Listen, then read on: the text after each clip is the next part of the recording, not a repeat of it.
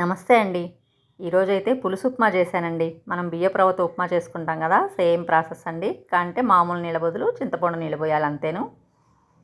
చాలా అంటే చాలా టేస్ట్ బాగుంటుందండి. పెద్ద నిమ్మకాయ సైజ్ అంత తీసుకొని మనం 1 గ్లాస్ బియ్యానికి 2 గ్లాసులు నీళ్ళైతే చింతపండులో పోసుకోవాలి. నేను 3 గ్లాసులు బియ్యం పోసుకున్నానండి. మనం రైస్ కప్పు ఉంటుంది కదా, రైస్ కుక్కర్కి ఇచ్చే కప్పు, ఆ కప్పుతో 3 గ్లాసులు బియ్యము, 6 గ్లాసులు చింతపండులో నీళ్లు పోసుకున్నాను.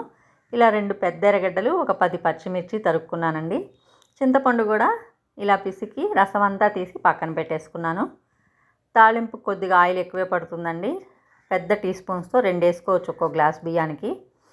ఇలా పచ్చెనపప్పు, మినపప్పు, ఎండుమిర్చి, ఆవాలు, జీలకర్ర తాలింపు పెట్టేసుకొని ఎర్రగడ్డలు, పచ్చిమిర్చి కూడా వేసేసుకున్నాము.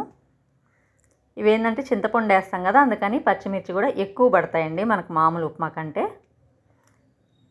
ఇలా పులుసు పక్కన పెట్టుకున్నాం కదా, చింతపండు నలిపినవి, ఆ నీళ్ళు వేసేసుకొని ఉప్పు, పసుపు వేసేసుకొని హై ఫ్లేమ్లో పెట్టేస్తే నీళ్ళు తొందరగా తెలుతాయండి. అప్పుడు రవ్వ కూడా ఇలా కలబెడుతూ ఉండాలి, రవ్వ పోసేటప్పుడు ఉండగట్టకుండా. ఇదంతా హై ఫ్లేమ్లోనే చేసుకోవచ్చు. ఇలా కలుపుతూ కొద్దిగా దగ్గర పడుతుంది కదా మనకు రవ్వ. ఇలా ఉడుకుతున్నప్పుడు మనం సిమ్లో పెట్టేసి స్టవ్ మూత పెట్టేయాలండి. మూత పెట్టేశాక మూత మీద వాటర్ వేసుకున్నామంటే అడుగు మాడకుండా వస్తుంది.